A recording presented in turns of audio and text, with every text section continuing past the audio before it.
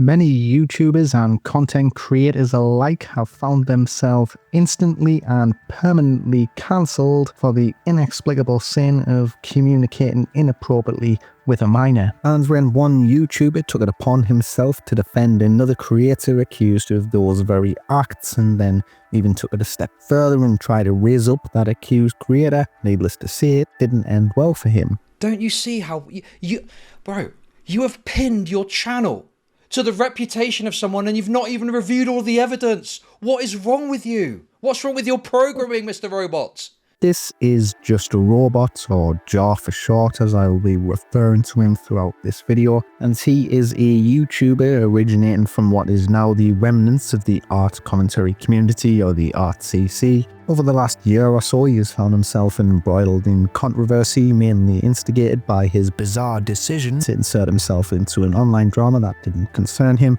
and offer a wildly unpopular take. And on top of this, his inappropriate behavior when in the presence of women. Oh, you're all good. You can finish it up tomorrow, in fact. Yeah. What a cute little pussy. Most of Jar's earlier videos on YouTube can be characterized as right-leaning social political commentary, with a particular focus on anti-SJW content and a cringe robot voice to boot. Whoa, great job, feminist. You actually almost got me to agree with Fox News. The robot voice kind of fascinates me looking back in retrospect, that this saw even any sort of minor success back when the commentary community was dominated by edgelord content from the likes of Leafy Is Here, H3H3 and iDubbbz TV. Nevertheless, these videos would shape Jar's early success on YouTube, and he was able to curate a small but dedicated fan base. Jar seemed to have a particular affinity for the popular British commentary channel at the time, Grade A Under A, and he made a series of videos defending Grade in his ongoing feud with the reaction channels. This is part 1 on Tyrone Magnus's response to Grade A Under A. These videos would actually prove to be Jar's most successful at the time, so it is understandable that he made a full series of them. However, looking back, most of the points that he presents are effectively just rehashed points that popular commentary channels were also pushing at the time. And I just couldn't help but notice that some of the jokes in these videos are just excruciatingly bad. Bad guy. My god. Next you're gonna say that he eats babies or something. Now, it may seem like I am nitpicking an 9-year-old video at this point, because I basically am, but I think it is important to highlight because Jar has a very specific pattern of behaviours when it comes to approaching drama-type content that doesn't directly involve him, and this pattern of behaviour will become quite relevant as this video progresses. Jar has always had a pretty complex relationship with the rest of the ArtCC, and he has been entangled in several dramas over the years with other creators in this space. And it's worth noting here that the ArtCC back in 2016, which is where this section will begin, was a very, very small niche corner of the internet consisting of a large circle of smaller creators. In 2016, Jar uploaded a video titled Commentary on 11 Pokémon That Could Destroy the World. To summarise, it's a pretty self-explanatory reaction of a video made nearly a year previously by GCPM. It's a pretty uninteresting video by all accounts. The whole thing is kind of just ridiculous, but what it did was initiated a shitstorm of infighting within the ArtCC, as the creator Doodle Tones would enter the fray in defence of the original creator. So this is Just a Robot. Enough said. Insert your own low-hanging fruit here if you please. As said before, he's normally a political commentator who covers the general stuff. Feminism, MGTOW, social justice, you know, the works. This led to a bunch of small channels jumping in on the action, and Jar eventually followed this whole thing up with a 1-hour plus reaction compilation of all of the videos which had disagreed with his original take. And when I say all, I mean pretty much all of them. I mean, he's responding to creators that have got like less than 100 subs. There's this specific segment as well where he goes in very hard on a guy who quite clearly has a speech impairment or some form of mental ailment. I don't care, Edgley. My voice has special ability. Your voice has special abilities? Whoa guys, I think we discovered the Dragonborn. This is Jar, who at the time had a pretty sizable following, defending a trivial position at best against a creator with less than 100 subscribers. quite clearly isn't cut out to be feuding with a larger YouTuber. Now, Jar does acknowledge part of this himself, but I guess the issue there is that if he's self-aware enough to know that it's a bad idea to cover someone in that position, then why even cover that segment in the first place? And this highlights a big character flaw with Jar in that he can be extremely self-aware of how his negative actions can impact others, but he just takes no steps in order to address them. But the fallout from this would lead to a fracture within the community. Jar kept up his ongoing feud with Doodle Tones and aligned himself with a group of commentary channels spearheaded by DarkScythe, another creator within the RTC with a kind of leafy is here type edgelord persona thing going on. But this was alongside Mr. Medica, also known as the Internet Aristocrat, and they were referring to themselves as the Alt-CC. And the whole thing can basically be simplified into more conservative right-leaning creators taking issue with younger left-leaning creators appearing on the scene. Doodle Tones, who found herself at the centre of most of this criticism, was often criticised from within these circles for her fascination with fetish culture and art. She would receive quite a bit of backlash pertaining to a diaper fetish group chat, which Mr. Medica discovered that she was a part of. Maybe it's... Is it that? ABDL, Adult Baby Diaper Lover Role-Playing Group? Doodle Tones, or should I call you by your proper name? Doodle Diapers. Doodle Diapers, do you get off on shitting yourself?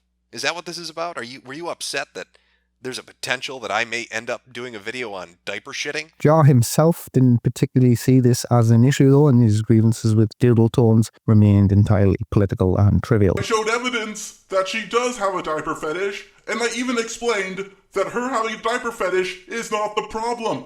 I don't fucking care. I have a maid fetish. My problem is that people deny evidence. Doodle Tones would then find herself involved in another drama with the art YouTuber Icy Hazard for reasons that aren't really important to this video, but Jar would actually then jump into her defense this time and he would suggest a truce. So in this video, I'm going to be doing something I've never done before. I'm going to be defending Doodle Tones. This shift in focus from Jar would put him at odds with the other members of the alt, mainly DarkScythe, but the whole thing would kind of just fizzle out from here until the following year when DarkScythe would come after Jar with a pretty poorly put together hit piece. Though I won't lie, some of the criticisms are quite funny. He has a monotone voice to be like a robot because he wants to be quirky and relatable to his anthro audience. No, actually, he talks like this in voice calls too. It's really fucking annoying to the point where I want to staple my fucking ears shut. But of course, he wants to appeal to his autistic audience, like making videos about Christian, like, whoa, such an innovative idea that's never been done before. Christian Weston Chandler, also known as the CWC. I wanted to do a video about him for a very long time, but what can I say that hasn't already been said? Well, the answer is absolutely nothing. Then why make a video? What's the point? Overall, though, there wasn't really any substance to any of the allegations put forth, and Jar's response did a pretty solid job of putting the whole thing to bed, and he would refrain from engaging any further. Now, over the course of the next few years between 2018 and 2020, Jar pretty much kept himself mostly out of drama outside of some pretty minor spats, which we're not really going to go into, and instead he focused his efforts on his political content and media reviews. But as 2020 came around and the COVID lockdowns came into effect all around the world, the RTC, like most of the YouTube communities, saw a surge of new creators and spectators making their way into the space. One such newcomer was an artist by the name of Tobi, who built a pretty strong following, though her time on the platform would be short and encased in drama from the get-go. After some initial drama that went down on Twitter, the context of which isn't important for this video, the shit truly hit the fan when Tobi uploaded a video titled "It's Wrong If It's Drawn." And at a glance of the title and thumbnail, you'd probably be expecting a pretty well put together video, but it's pretty much anything but that. At this point, I'm frustrated. I'm frustrated with the stupid constant thing where people feel overly compelled to try to defend these disgusting fucking perverts who draw CP. Let's all call it what it really fucking is. Don't even try to be like, technically. No. It's fucking comes across as deeply unhinged and emotional, and it's all made worse by the fact that she is a massive hypocrite. then the video wouldn't land well within the community. The YouTubers Kai Weiss and Omnia would collaborate on a video criticising Tobi for her support of Shade Dawson and Gabby Hanna, two creators who are deeply disliked in the left-leaning art communities, and for the fact that she had also made NSFW art of underage characters herself. Recently, Tobi released a video that expressed a similar passion and blind recklessness to a video she has since deleted, where she had an angry rant about the criticism that all her favorite creators were receiving, disregarding the flaws of those creators simply because she liked them, which is the exact video I went over on my own channel. In this newest video, she expresses her distaste for people who produce explicit content involving minors, or rather, fictional minors. In this video, she says a lot of very true things, but as I said earlier, a video like this falls short when you're just as bad as the person, or in this case, people, you're trying to call out. This is the name of Tobi's old Twitter and Instagram accounts. On both of those accounts, you can find this image. This is a drawing of Shoto Todoroki from My Hero Academia and BDSM. Let's take a look at Todoroki's age, shall we? Oh, wow. He's 16 years old. And this is where our little robot friend Jar injects himself into the drama. Against the popular opinion and in defense of Tobi, he collaborated with Manga Carmen and Facetious Butters, which brought with it the first problem. Facetious Butters, a close friend of Tobi's and who was also involved in the initial drama that went down on Twitter, represented an obvious bias and clear conflict of interest, undermining Jar's ability to cover the story from a neutral perspective. The video itself just all comes across as quite half-baked, as well as Jar weirdly dedicates an entire section of the video to debunk the claim that Tobi is a pedo, when it was specifically argued by Kai and Omina that they didn't believe Tobi qualified as a pedo in the first place. Like, let's not address the fact that you and Omni implied that Tobi could be a pedo. When you do that, it makes me and everyone else who knows about the situation look at you like you're dumb as a bucket of bricks. Because there's clearly a problem if you're tiptoeing around your fuck-up. Yeah, you didn't use the exact words, but you heavily implied it. And that's something I do take issue with. And even more bizarrely, he then goes on a ridiculous rant about how a 16-year-old maybe doesn't even qualify as a minor. Now, Tobi's point was that people who draw porn of kids are pedos. But Todoroki isn't a kid. He's 16, old enough to drive. The age of consent in most states is 16. Now, I understand a few of you might say that's basically the whole "it's not pedophilia, it's a femophilia" argument. Fine, I get that. Spectators were quick to call out the flaws of Jar's positions in this video, with the comments on the video summarising the issues quite well.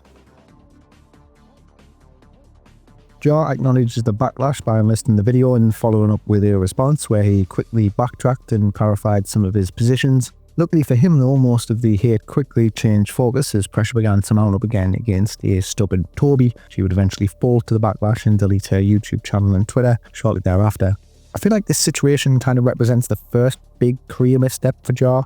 With all of the attention that was on the Tobi drama, this just led to a higher degree of scrutiny than he was normally used to. And so in his case, the surface level observations and bare minimum research wasn't really going to cut it anymore. Thankfully for him though, another YouTuber's misstep was about to provide the perfect opportunity for him to up his game.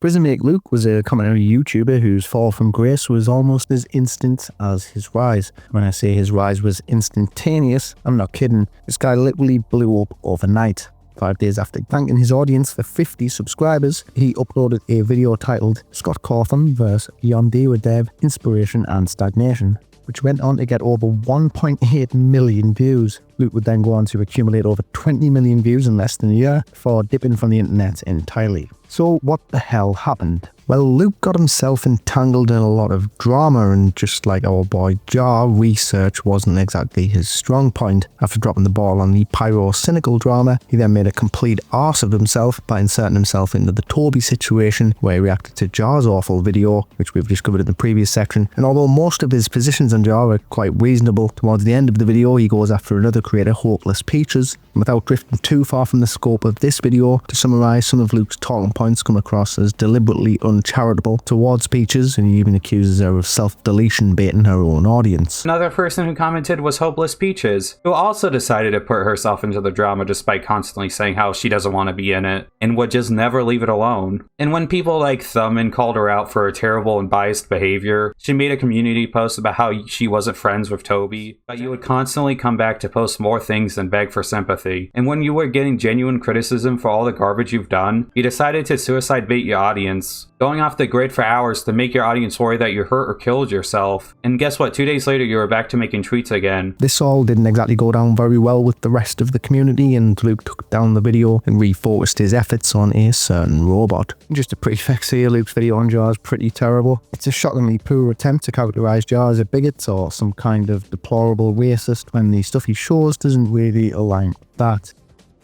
Because when I decided to dig into Jar and his channel for a general response to him, I realized how awful he is, not just as a content creator, but as a person, which I really didn't expect, because I used to watch him back in the day. Anti-SJW was the big thing to do, but that ended 2018-2019. Not that SJWs aren't made fun of anymore, they still are, but it ended when people realized how the anti-SJWs were as bad, if not worse. That instead of being forced progressives that shoved their ideals down people's throats and were just in general toxic, it was just blatant homophobia and racism hidden under the mask of freedom of speech. And although there are a lot of channels now that had that phase, a lot of them grew out of it, but Jar didn't. Jar is a remnant of that era of YouTube, a person who thinks having the unpopular opinion makes it the right and cool one these times. But even without the Tobi videos, he has said a lot of racist shit recently. His race-bending video is full of it. He apparently doesn't care about race-bending white characters, but then goes on to complain about it the whole video. My favorite part is that he has a problem with the Witcher show because he can't tell the different places apart because there's racial diversity in the cast.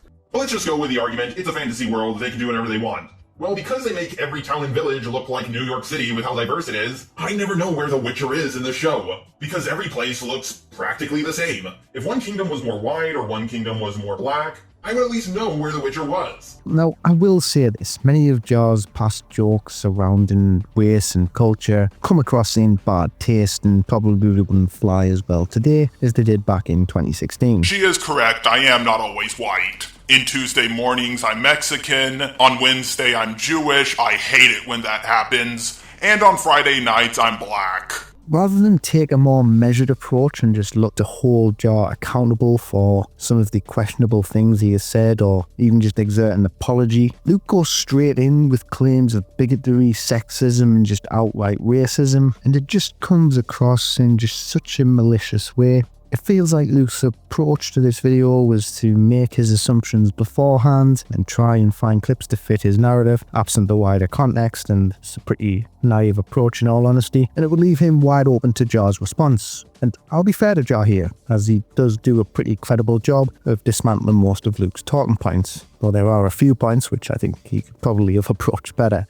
Now, Prismate Luke is well known for either lying about things, taking things out of context, or just giving the least charitable interpretation possible. Prismate Luke just seems like a guy who wants to take people down and not give them the benefit of the doubt. I mean, he made a video on me the day after I apologized. Coincidence? I think not! And that's the video I'm going to be covering today. Just a Robot is just a racist.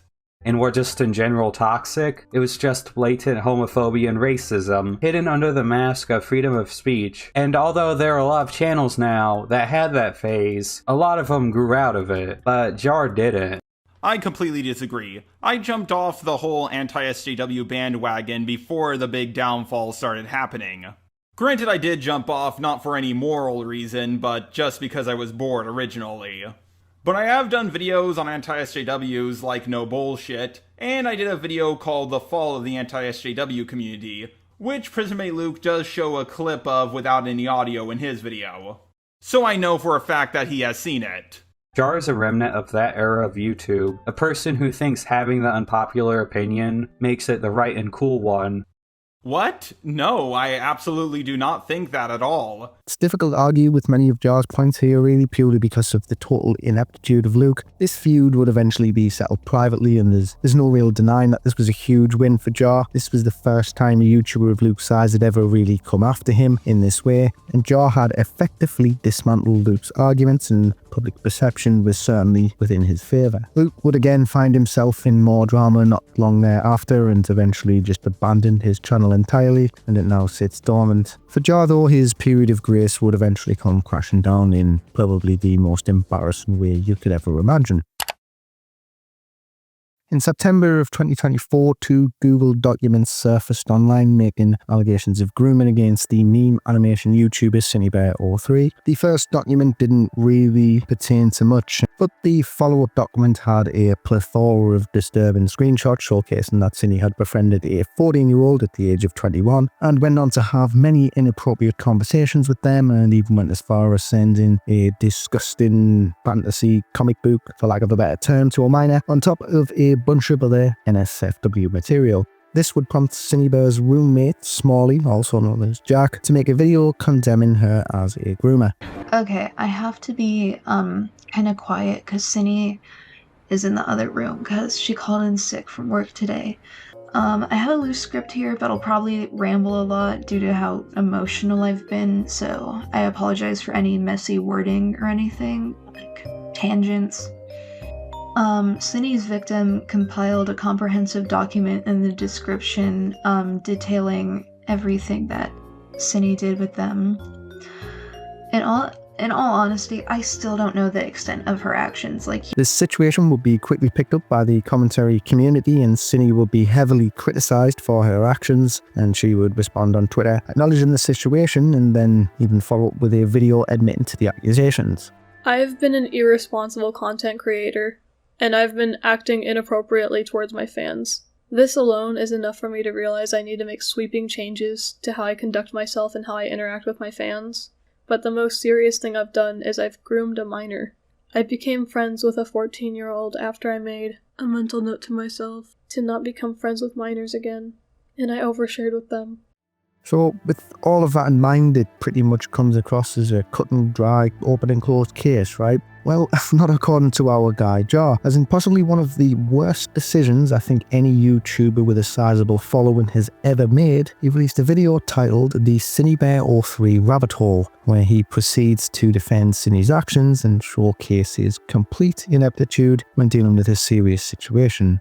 He bizarrely focuses the majority of the video arguing the definition of grooming and whether what Cine did constitutes as such, seemingly entirely oblivious or ignorant to the fact that the behaviour displayed by Cine was in itself highly disturbing, regardless of anything else. On the one hand, I am happy she admitted to it so fast, but on the other hand, she groomed a minor! I could go over the proof in the doc, but the drama seems like it's already over. Proof of what she did came out, her roommate talked about it, making the situation blow up, and she admitted to it. Everybody, including Cine, seems to be in agreement that she's a groomer, but I think a lot of you want me to be as transparent as possible and go over the 2 really big docs. I've seen a lot of false information get spread around about this situation, and I want you all to understand exactly what's going on, because let's be honest here, most people aren't going to go through 2 massive docs. The only one defending Cine at all is Kumo, and let's be honest here, he's a guy who everybody hates, so if anything, he probably made the situation even worse for her. The guy is an absolute contrarian, and many people consider him to be a troll. Clearly, he's just doing this to stir up drama, but as I was working on my Cine video, I kept on going back and changing a lot of things about it. And once I finished my video on Cine and looked at all the evidence I had lined up,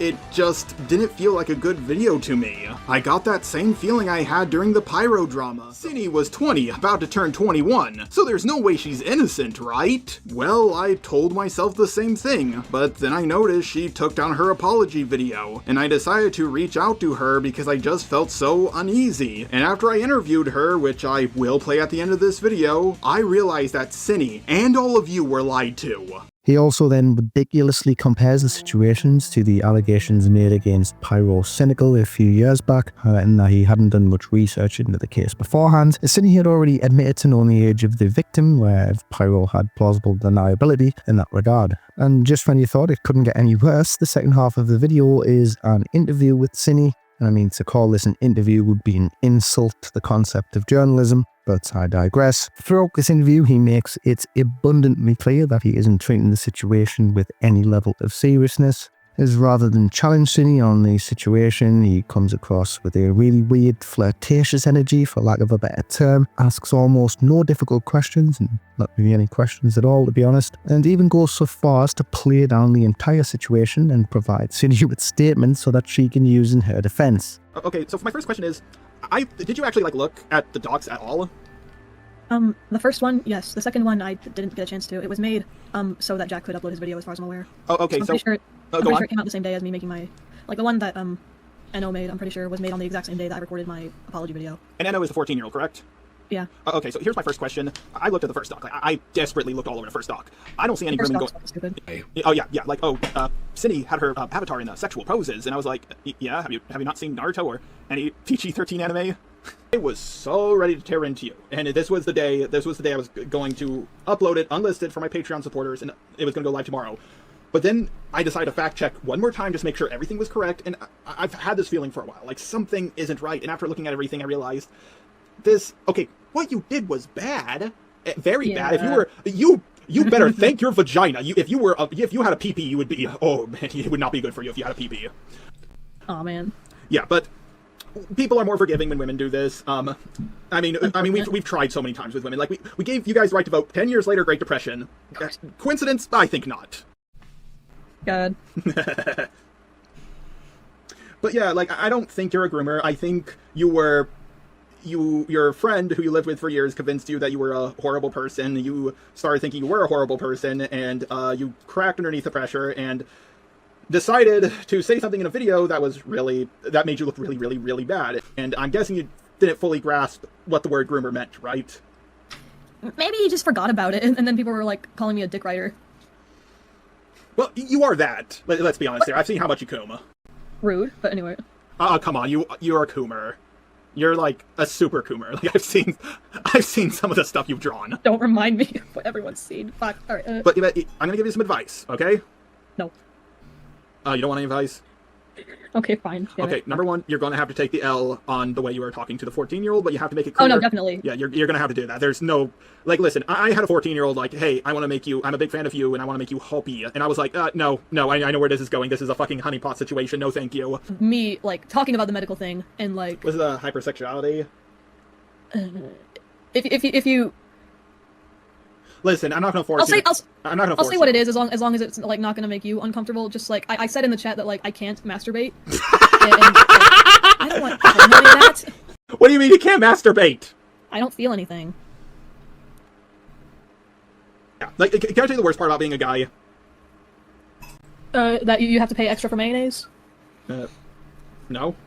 Sorry, that's. Oh God, I missed Jack. All right. Okay, so I'm at the pool, just relaxing.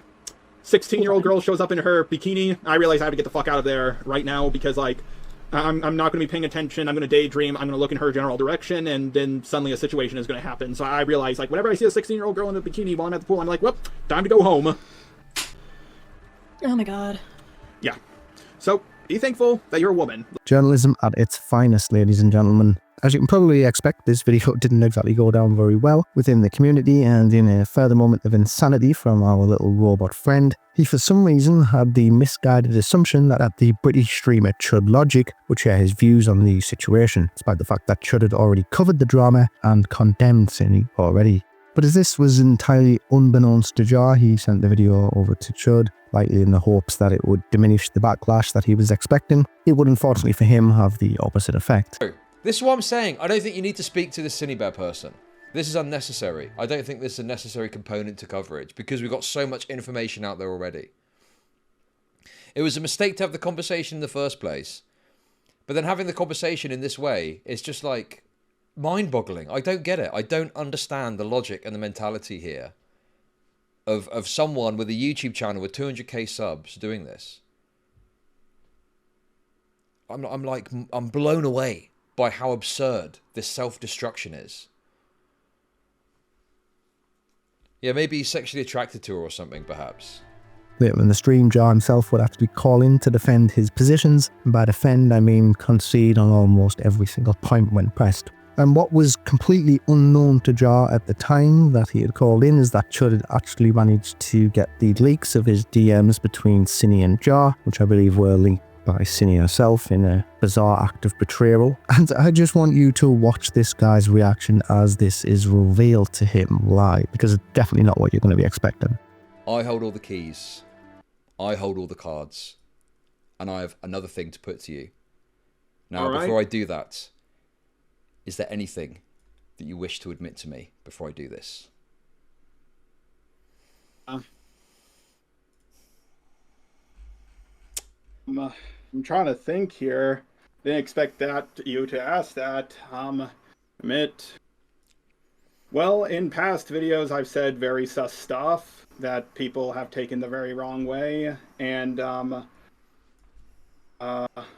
I have been friends with people who've gotten exposed and, cut them off. Okay.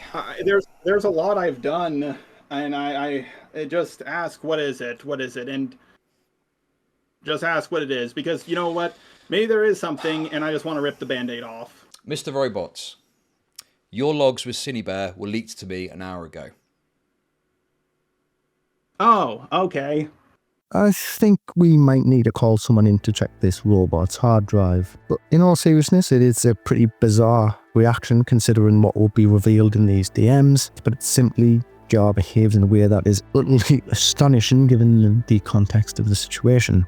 The whole interaction has just a weird vibe from the get-go, with it being clear that Jar hasn't really got a grasp of the seriousness of the situation, and many people were now beginning to speculate that he had some kind of weird attraction to the alleged. And this would be further validated when ridiculous exchanges such as, "Do you want to see my cock?" only to be followed up with a photograph of a chicken, were discovered.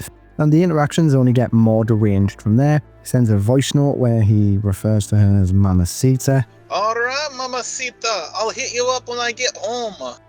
And perhaps the most damning is where he starts requesting sleepy time phone calls, and his rebuttal to all of this is quite frankly ridiculous. And he doesn't even deny that there's a sexual attraction there.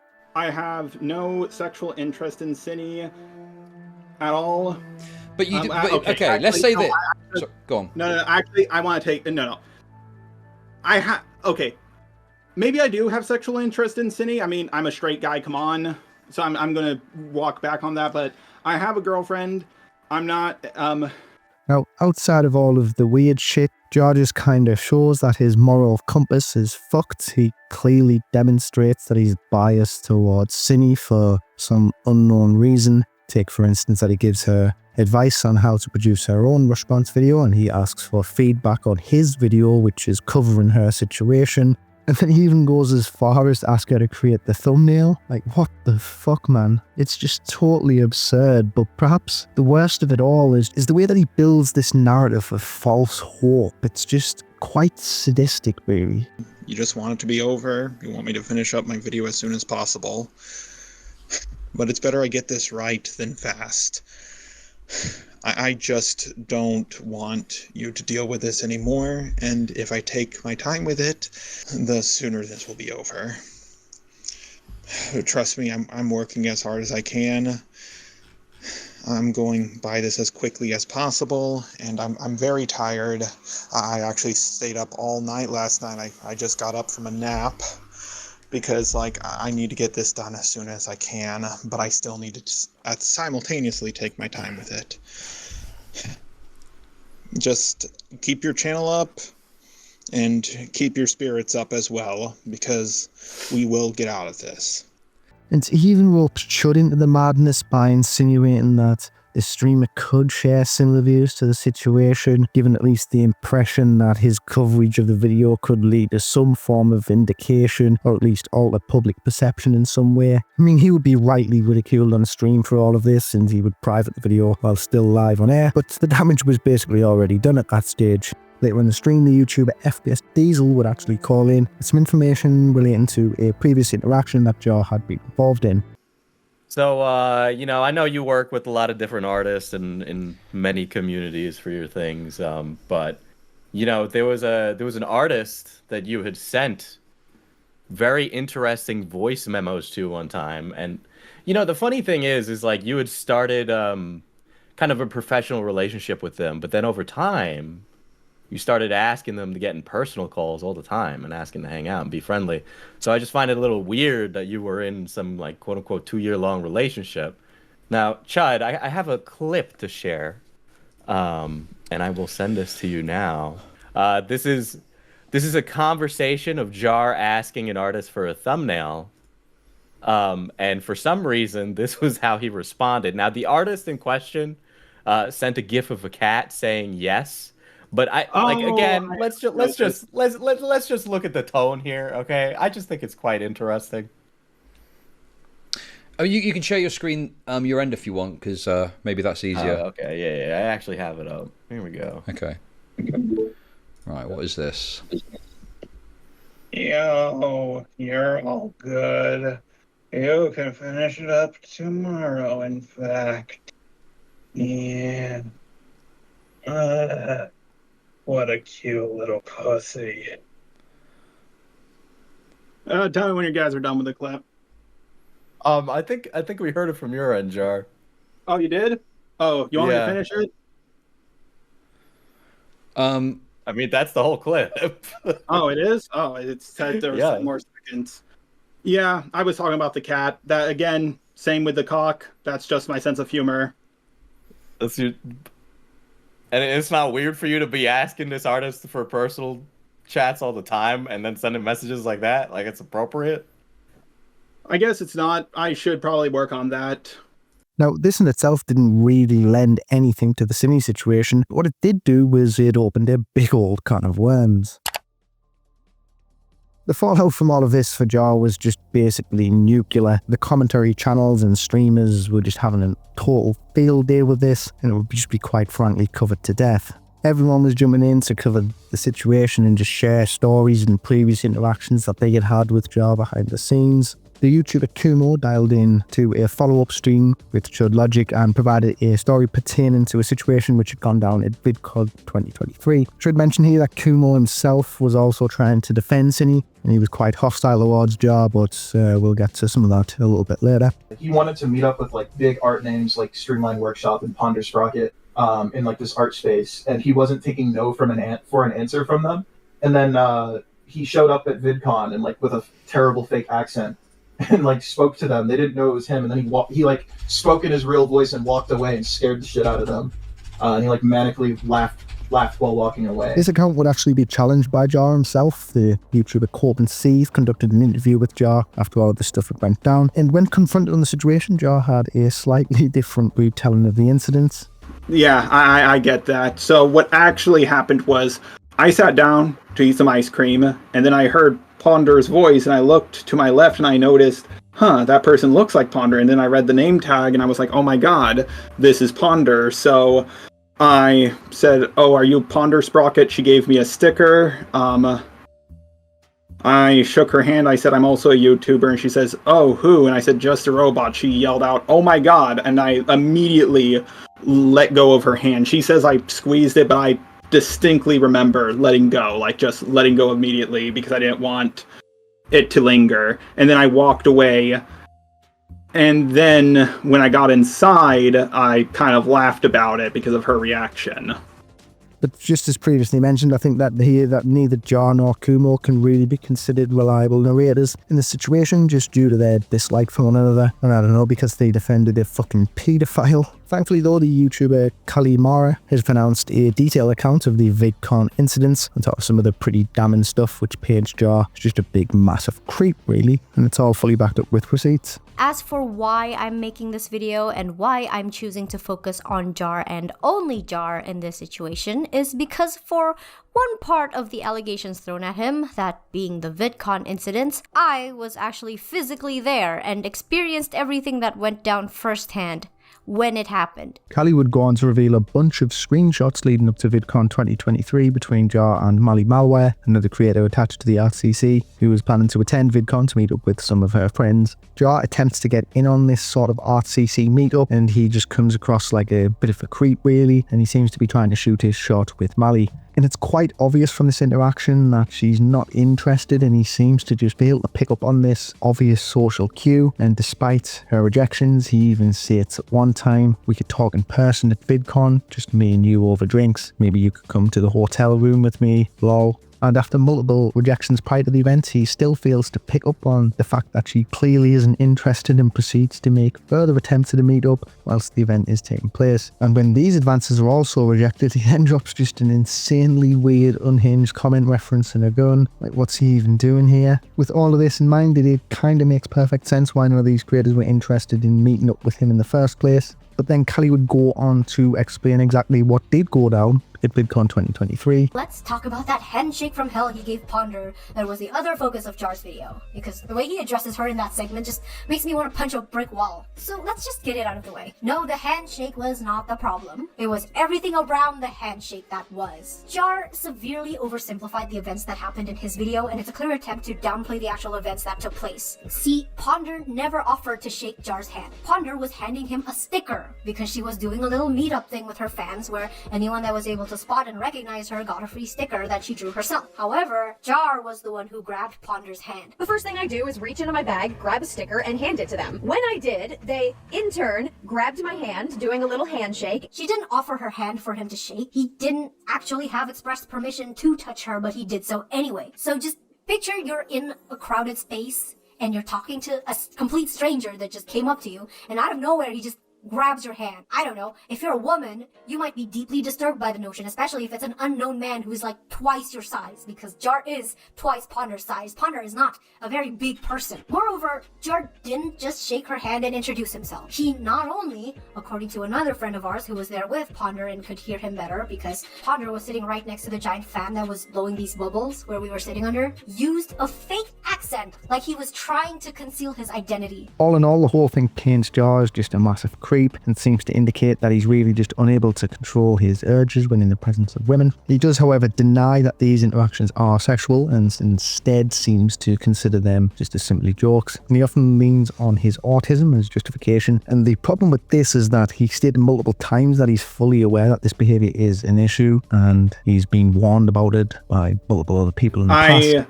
No, I need to stop this. I've been given warnings about it. It's just now finally catching up to me, but this is something that is my one of my biggest character flaws, and it's always been my style of humor, and I don't know how. I'm going to try to get better, but sometimes I think, can I even do that? So if you're aware that behaviour is an issue, it's kind of up to you to simply address it. Now, you're probably thinking that this would be the worst of it all. Well, you would also be wrong.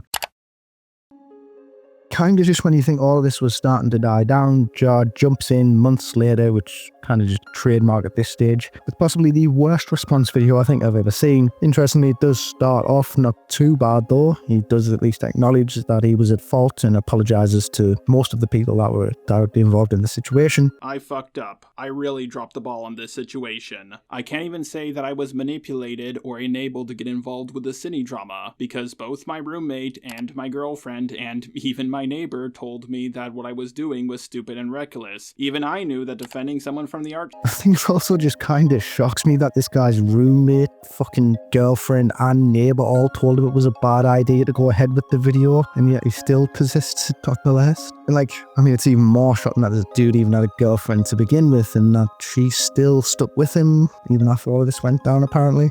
Unfortunately for Jar though, it kind of rapidly all goes downhill from here. He again asserts the point that he doesn't believe that Finny is a groomer, which obviously at this stage was basically irrelevant, and he continues on by bringing up countless just irrelevant talking points which don't really pertain to the situation at hand.